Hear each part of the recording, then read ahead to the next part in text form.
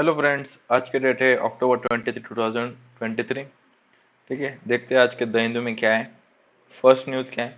Israel pounds Gaza as a humanitarian crisis unfold in hospital. ठीक है, क्या मतलब है इसका कि इजराइल गाजा के ऊपर अटैक कर रहा है। ठीक है, उसकी वजह से ह्यूमैनिटेरियन क्राइसिस आए। ठीक है, और अभी एक मिसाइल गिराई है इसराइल ने गाजा स्ट्रिप के अंदर एक हॉस्पिटल के ऊपर। तो उसकी वजह से ये ह्यूमैनिटेरियन क्राइसिस इरप्ट हुए। ठीक है, आपने डिटेल से देखा है इसराइल गाजा स्ट्रिप में जो अटैक हो रहा है हमास का और इसराइल के बीच में। ठीक है, अभी इसके और डिटेल में जाने की जरूरत नहीं, और एकदम वर्ड टू वर्ड याद रखने की जरूरत नहीं है, इतना अपने एग्जाम के लिए काम नहीं, बस इतना याद रखिए।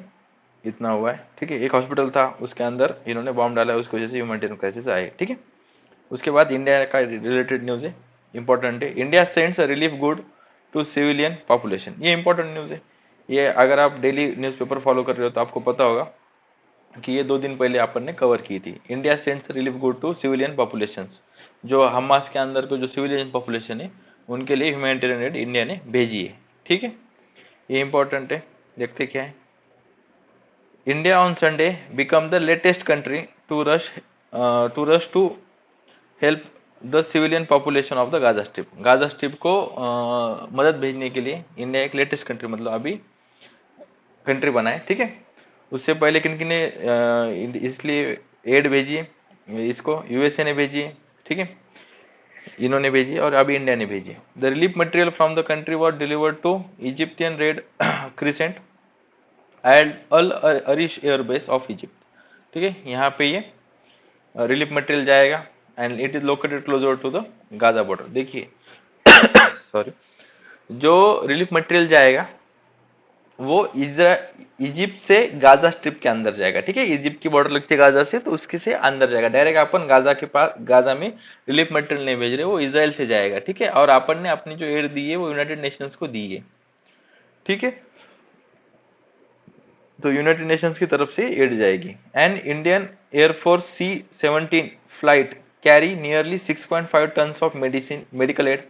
ठीक है, 32 tons of disaster relief material for the people of Palestine departs for Al Arish airport in Egypt. ठीक है, इतना अपन ने भेजा है। 6.5 टन्स ऑफ मेडिकल हेल्प और 32 tons of disaster relief material भेजा है अपन ने इजिप्ट के अल अरिश एयरपोर्ट की तरफ रवाना किया है। तो वहां से वो निकल के जाएगा गाजा में।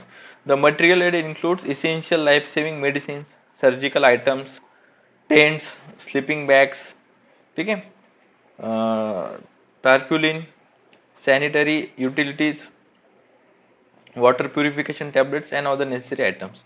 ये सारी चीजें इसके अंदर है, ये इन्होंने बोला है। ठीक है, और क्या बोला है देखते हैं इसका एक्सटेंशन न्यूज का। जो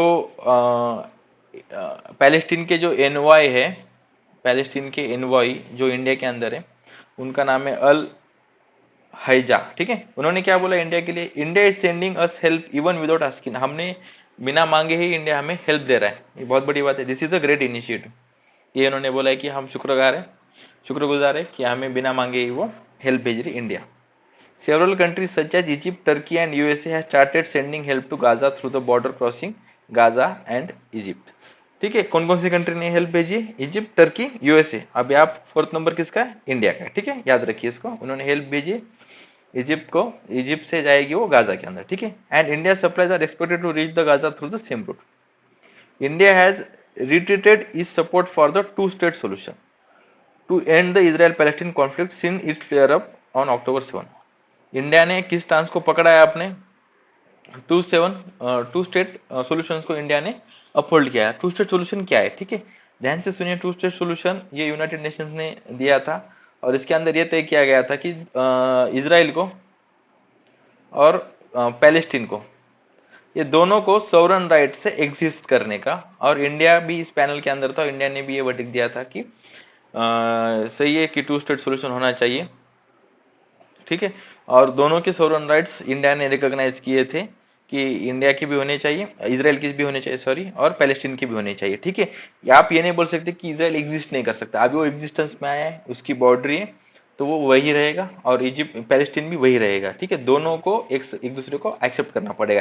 लेकिन ये टू स्टेट सॉल्यूशन को पैलेस्टीन जो है वो नहीं मानता, वो बोलता है नहीं नहीं ऐसा नहीं होगा, ये लैंड पूरी हमारी अरब अरब लोगों की लैंड है, ये अरबों के पास ही रहेंगी, ठीक है। तो ये इंडिया का जो पहले का चांस है टू स्टेट सॉल्यूशन को सपोर्ट करने का, वो अभी भी इंडिया ने होल्ड किया है और अपन ने इसके अंदर पैलेस्टीन को हेड भी सपोर्ट भेजा है। इंडिया ने इसराइल को क्यों सपोर्ट किया है, ठीक है, ये किसी ने पूछा तो क्या बताएंगे आप, क्योंकि इसराइल के ऊपर हमास ने टेररिस्ट मतलब क्या टेररिस्ट अटैक किया था, ठीक है। तो terrorist attack in any form, मतलब टेररिस्ट का कोई भी आतंकवादी का कोई भी हरकत किसी भी फॉर्म में होगी तो इसका इंडिया उसका कंडेम करेगा, ठीक है, उसको सपोर्ट नहीं करता इंडिया। तो जो 7 अक्टूबर को जो अटैक हुआ था, ठीक है, तब से इंडिया बोल रहा है कि आपने ये गलत किया है, आपने फायरिंग नहीं करनी चाहिए थी, ठीक है। ये सारी चीजें एस्केलेट जब से हुई है तब से इंडिया ने, तो इसलिए इंडिया ने कंडेम किया था कि हमास को, ठीक है। यही ये पॉइंट इसका, ये समझ में आया को इंडिया इजराइल क्या चल रहा है अभी, ठीक है। उसके बाद सेकंड न्यूज यहाँ पे, Canada actions are in violation of Vienna Convention says the Jaishankar. अभी बोलता हूँ इसका हिस्ट्री क्या है। जयशंकर जी ने क्या बोला है कि कनाडा के जो एक्शंस है वो ही असल में वायलेशन है वियना कन्वेंशन के। कौन सी वियना की convention, Vienna convention on diplomatic relations, इसके वायलेशन में। अभी क्या पूरा हिस्ट्री क्या मतलब इसका बैक में क्या हुआ है, 41 जो कैनेडियन डिप्लोमेट्स थे जो कि इंडिया के अंदर डिप्लॉयड थे, उनको इंडिया ने बोला है कि आप चले जाओ, ठीक है। उनको इंडिया ने बोला है कि आप चले जाओ और आप यहाँ पे सर्विस मत दो आपकी। तो ये एक तरीके से अपन ने हकाल दिया, ठीक है, कैनेडियन डिप्लोमेट्स को। उसकी वजह से जो कनाडा की फॉरेन मिनिस्टर है उन्होंने फिर एक्यूजेशन लगाया इंडिया के ऊपर कि इंडिया वियना कन्वेंशन को फॉलो नहीं करता। तो इसके रिटेलिएशन में सब चल रहा है अभी, देखते क्या हुआ है, ठीक है। India's inability, Canada's inability to provide safety and security to Indian diplomat challenges the most fundamental aspect of Vienna Convention on Diplomatic Relations। जो वियना की कन्वेंशन है ऑन डिप्लोमेटिक रिलेशंस, उसका जो मोस्ट फंडामेंटल एस्पेक्ट है जो कि जो diplomats हो गए किसी भी कंट्री के, उनको आप प्रोटेक्शन प्रोवाइड करो, ठीक है, वहां पे सिक्योरिटी दो। तो वो भी वायलेट हो रहा है कनाडा के अंदर, क्योंकि कनाडा के अंदर बहुत टाइम से इंडियन डिप्लोमेट्स के ऊपर अटैक हो रहे हैं, ठीक है, बहुत सारी चीजें हो रही है। तो उसकी वजह से जयशंकर जी ने बोला है कि आप तो खुद ही इसको फॉलो नहीं कर रहे, ठीक है। उसके बाद जो कैनेडियन फॉरेन मिनिस्टर ने उन्होंने एक्विजिशन लगाया था, मैंने आप ही को बताया, Canadian foreign minister Melanie Joly, इन्होंने बोला था कि had accused the New Delhi for violation of Vienna Convention. इन्होंने बोला था कि आप वियना कन्वेंशन के अगेंस्ट में जाके जो डिप्लोमेट्स है उनको हकाल के दे रहे हो, ठीक है। तो इसके रिटेलिएशन में जयशंकर जी ने ये बोला। और क्या बोला जयशंकर जी ने, ensuring the safety and security of diplomats is the most fundamental aspect of Vienna Convention and right now this is what has been in many ways been challenged in Canada and right now that is what has in many ways has been challenged in Canada। तो यही challenge मतलब इसी को ही fundamental जो convention का मतलब है उसी को चैलेंज किया जा रहा है कनाडा के अंदर, उनको प्रोटेक्शन नहीं दिया जा रहा। Indian mission in Canada has stopped issuing visas in September. जो इंडियन मिशन है कनाडा के अंदर उन्होंने स्टॉप किया गया है वीजा देने को।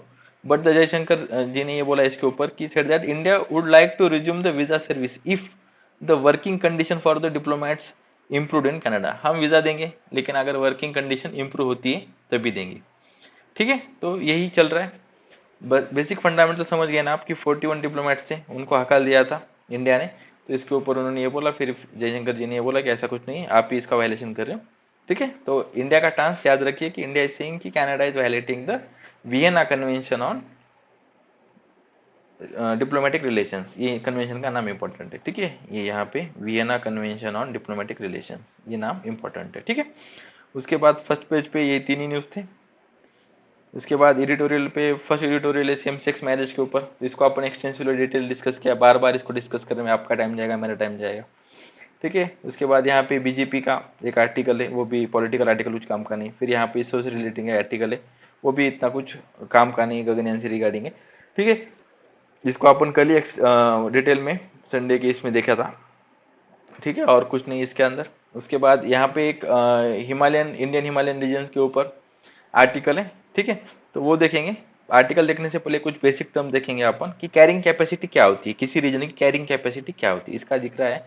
The carrying capacity of a region is based on the maximum population size, maximum population size that an ecosystem or environment, ठीक है, maximum population size that an ecosystem or environment can sustainably support over a period without causing a significant degradation or harm to the natural resources or health। ठीक है, एक size of population को एक time period तक sustain कर सकती है एक इकोसिस्टम, उसी को बोलेंगे carrying capacity of that ecosystem. ठीक है, इतना समझ में है। अभी देखेंगे एडिटोरियल में क्या दिया गया है। एक IPS officer, Indian police service officer, उन्होंने सुप्रीम कोर्ट के अंदर एक पिटीशन डाली कि जो कैरिंग कैपेसिटी है इंडियन हिमालयन रीजन की, उसके ऊपर गवर्नमेंट का क्या टांस है और गवर्नमेंट उसको मायने में रख के जो प्रोजेक्ट्स ला रही है उस पर कैसे काम कर रही है गवर्नमेंट। ठीक है, तो अभी जो हिमालयन स्टेट्स है, हिमाचल प्रदेश, उत्तराखंड, सिक्किम, ठीक है, इनकी कैरिंग कैपेसिटी पे क्वेश्चन उठाया गया है। ठीक है, तो यही इशू है। तो इसके ऊपर गवर्नमेंट ने एफिडेविट फाइल किया कोर्ट के अंदर, गवर्नमेंट का क्या कहना है, तो इसी एफिडेविट को डिस्कस किया गया इस एडिटोरियल के अंदर। ठीक है, तो एफिडेविट में क्या क्या बोला गया है कि union government suggest that way forward for carrying capacity in Indian Himalaya region include the towns and city. जो टाउन्स एंड सिटी आते हैं उनकी हम कैरिंग कैपेसिटी गिन रहे हैं, ये इन्होंने बोला। गवर्नमेंट एफिडेविट ने ये भी बोला है कि the director of GB Pant national institute of Himalayan environment should be at least in assessing the carrying capacity that would carry capacity of all 13 states and union territories। तो एक डायरेक्टर ऑफ, जो director है GB Pant national institute of Himalayan environment के, उनको बोला गया है कि आप एसेस करो। ठीक है, गवर्नमेंट ने इनको बोला है कि आप एसेस करो कैरिंग कैपेसिटी कितनी है। ठीक है, जो 13 हिमालयन स्टेट, ये बात याद रखिए, हिमालयन स्टेट्स कितने, 13 हिमालयन स्टेट्स है, उनकी कैरिंग कैपेसिटी याद रखने को किसको बोला गया, जीबी पंत। ठीक है, GB Pant national institute of Himalaya, इनके डायरेक्टर को बोला कि आप एक्सेस करो, इनकी कैरिंग कैपेसिटी निकालो। कैरिंग कैपेसिटी की डिफिनेशन अपन अभी देख ली। ठीक है, और इसी कमेटी को, मतलब इनको ही टेक्निकल सपोर्ट कौन कौन देगा, कंप्राइजिंग द नॉमिनीज ऑफ, कौन कौन इनको टेक्निकल सपोर्ट देगा, national institute of disaster management Bhopal, ये इनको टेक्निकल सपोर्ट देगा, national institute of hydrology Roorkee. इतना याद रखने की जरूरत नहीं है, बस थीम लाइन समझे आप क्या क्या बोल रहे हैं इसके अंदर। National institute of remote sensing Dehradun, national environmental engineering institute Nagpur, Wadia institute of Himalayan geology Dehradun, Indian council of forestry research and education Dehradun, wild life institute of India Dehradun, school of planning and architecture. ठीक है, ये इनको टेक्निकल सपोर्ट देंगे। ठीक है, मेरी बात समझ गए आप, ये इनको, इनके साथ काम नहीं करेंगे, ये इनको टेक्निकल सपोर्ट देंगे, ये इन्होंने बोला है। Affidavit further suggest that the representative disaster management authorities geological survey, तो इसके ये भी बोला है एफिडेविट में, ये भी फर्दर सजेस्ट किया गया है कि इसके अंदर कौन कौन रिप्रेजेंटेटिव ऑफ स्टेट्स भी होंगे, representative of state disaster management authority वो भी होंगे इसको एसेस करने के लिए। उसके बाद कौन होगा, जियोलॉजिकल सर्वे ऑफ इंडिया, वो भी होंगे। ठीक है, ये इन्होंने बोला है। उसके बाद survey of India and member secretariat of nominee central central pollution control board, central ground water board should be also be its member. तो इन्होंने ये भी बोला है कि ये भी इनके मेंबर होने चाहिए। एफिडेविट में ये भी बोला गया कि ये भी इनके मेंबर होंगे। ठीक है, मेन कमेटी किनके अंदर बने, जीवी Pant national institute of Himalayan environment, इनके अंदर बनेंगे। ठीक है, उसके बाद क्या बोला गया कि ये भी बोला गया है कि जो हिमालयन स्टेट्स है और यूटीज है, उनको बोला कि जो चीफ सेक्रेटरी उसके अंदर, उनको भी खुद के स्टेट के एनालाइज करने के लिए खुद की कमेटी बनाई जाए, ये भी उन्होंने बोला है। इंडिविजुअल स्टेट्स को भी बोला है कि आप अपनी कमेटी बनाओ। ठीक है, और अभी ये कैरिंग कैपेसिटी को मेजर करने के लिए गवर्नमेंट ने खुद की तरफ से, यूनियन गवर्नमेंट ने कुछ स्टेप्स भी लिए गए। उन स्टेप के बारे में देखेंगे। National mission for sustainable of sustaining the Himalayan ecosystem 2010 में ये मिशन लॉन्च किया गया था। Indian Himalayan climate adaptation programme, इसको भी लॉन्च किया गया था यूनियन गवर्नमेंट की तरफ से। सिक्योर हिमालयन प्रोजेक्ट, और रिसेंटली कैरिंग कैपेसिटी के लिए गाइडलाइंस आई थी इंडियन हिमालयन रीजन के लिए, सर्कुलर आया था जनवरी 30, 2020 के अंदर। ठीक है, इसको इतना याद रखिए कि ये सारे गवर्नमेंट के इनिशिएटिव है। आपने को किसी भी एग्जाम के अंदर अगर इंडियन हिमालयन रीजन के कैरिंग कैपेसिटी पे क्वेश्चन आता है या फिर उनके फर्जाइल इकोसिस्टम पे क्वेश्चन आता है, तो we can write that government has taken this steps. ठीक है, इतना तो ठीक है, समझ में आ गया। और ये भी बोला गया है कि ministry of environment and forest ने 19 मई 2023 को सब स्टेट्स को ये बोला था कि आप खुद की स्टडी करो और एक एक्शन प्लान हमें प्रोड्यूस करो। ठीक है, हर स्टेट को बोला था कि आप आपके हिसाब से इन्वायरमेंट की स्टडी करो, कैरिंग कैपेसिटी की, और एक इसको प्रोटेक्ट करने के लिए एक एक्शन प्लान हमें प्रोड्यूस करो, मतलब हमें बताओ क्या होगा। ठीक है, और इसके बाद जनवरी 2020 के अंदर की जो गाइडलाइन है वो उसने कुछ भी प्रोग्रेस नहीं की। राइटर का ये कहना है, मेरा नहीं। ठीक है। राइटर ने बोला कि जनवरी 2020 की सेंट्रल गवर्नमेंट की जो गाइडलाइन थी उसमें कुछ भी फोकस नहीं किया गया है, और उनको फोकस करना चाहा सस्टेनेबल डेवलपमेंट में, और पीपल सेंट्रिक अप्रोच उनको अप्लाई करनी थी, तो ऐसा कुछ दिख नहीं रहा उनके इसके अंदर। ठीक है। तो यहाँ पे राइटर ने लास्ट में एक पॉइंट आउट किया है कि हर सेंटर को आप ऐसा डिवाइड कर रहे हो, इंडियन हिमालयन रीजन को आप स्टेट वाइज 13 स्टेट के अंदर डिवाइड कर दे रहे हो। ठीक है। और हर स्टेट की अपनी अपनी कैरिंग कैपेसिटी होगी, लेकिन आप ये भूल जा रहे हो जो सिटीज और जो टाउन है उसको छोड़ के भी जो डेवलपमेंटल प्रोजेक्ट्स है उनकी भी उनका भी इम्पैक्ट रीजन के ऊपर पड़ता है। ठीक है। उसको भी आप काउंट करो। तो इस रीजन को आप डिवाइड मत करो, एक इंटायर रीजन बोल के एक सेंट्रल लेवल पे एक पॉलिसी बना, ये इन्होंने लास्ट में ये बोला है। ठीक है। एक वाइडर इकोलॉजिकल पॉलिसी होनी चाहिए कैरिंग कैपेसिटी के लिए। ठीक है। ये इन्होंने बोला है, और स्टेट का भी बनाने दो, लेकिन एक सेंटर के लेवल पे एक बड़ी अपनी कैपेसिटी एक प्लान होना चाहिए, ये लास्ट में इन्होंने बोला है। ठीक है। इस एडिटोरियल में इतना ही इंडियन हिमालयन रीजन के रिगार्डिंग एडिटोरियल है, और इसका बेसिक थीम क्या है, कैरिंग कैपेसिटी जो इंडियन हिमालयन रीजन की है उसको प्रोटेक्ट करने के लिए सेंट्रल गवर्नमेंट और स्टेट गवर्नमेंट कैसे साथ में आके काम कर सकती है, ये इन्होंने बताया। और एक सेंट्रल लेवल पे एक प्लान ऑफ एक्शन बनाना चाहिए, ये इन्होंने बताया यहाँ पे। ठीक है। उसके बाद massive intelligence failure in Israel. ठीक है। ये पूरा इसराइल के ऊपर दिया हुआ आर्टिकल है, तो इसके अंदर एक दो पॉइंट मेरे को अच्छे लगे। इन्होंने ये बोला कि इसराइल पूरी तरफ से मशीन्स पे डिपेंड था। ठीक है। मशीन्स पे डिपेंड था, जैसे कि उन्होंने जो बॉर्डर है उनके बॉर्डर के ऊपर उन्होंने artificial intelligence lethal weapon system बनाई थी। तो ये सिस्टम क्या करती है, अगर इनको इंट्रूडर्स मतलब कोई घुसपैठे दिखते तो ऑटोमेटिक अपनी तरफ से फायरिंग करना चालू करती थी, वो ह्यूमन ऑर्डर के वेट नहीं करती। मेरी बात ध्यान से सुनिए कि यहाँ इन्होंने बॉर्डर के ऊपर ऐसी मशीन लगा के रखी है, वेपन गन्स लगा के रखे, अगर उनको इन्फ्लेडेटर मतलब कोई घुसपैठी दिखता है तो डायरेक्ट अपने आप से फायर करती है। तो इसके ऊपर ना एक इथिकल क्वेश्चन बनता है यूएसए के अंदर, इंडिया के अंदर। ठीक है। यूएसए ने तो बोला है कि हमारे डॉक्ट्रिन के अंदर कि we can't allow a machine to fire a gun without the approval, without a human approval. ठीक है। विदाउट ह्यूमन अप्रूवल मशीन खुद से डिसीजन नहीं ले सकती। ठीक है ना। मशीन का भी एक लिमिटेशन है, आप मशीन को ऐसे डायरेक्ट फायरिंग करने की ये नहीं दे सकते आर्टिफिशियल इंटेलिजेंस का डाटा यूज करके। ठीक है। तो इन्होंने ये बोला है कि इसका जब हमास इंट्रोड्यूस अंदर घुसे इसराइल के अंदर, तो यहाँ पे साफ दिखता है कि यहाँ पे फेल्यूर हुआ है। ठीक है। यहाँ पे मशीन्स का फेल्यूर हुआ है, और उसी के ऊपर इन्होंने ये बोला है कि ऐसे पूरा मशीन के ऊपर डिपेंड होना चाहिए, ह्यूमन इंटरफेरेंस जरूरी होता है, और बड़े बड़े डिसीजन आप मशीन को नहीं लेने दे सकते, ह्यूमन अप्रूवल होना ही होना चाहिए। ठीक है। ये उनकी बेसिक थी, यही उन्होंने इसके अंदर बोला है। तो अभी इंडिया के अंदर भी इंडिया ने भी आर्टिफिशियल इंटेलिजेंस इंप्लीमेंट किया है, सेंसर्स लगाए, थर्मो सेंसर्स वगैरह लगाए इंडिया चाइना बॉर्डर के ऊपर। ठीक है।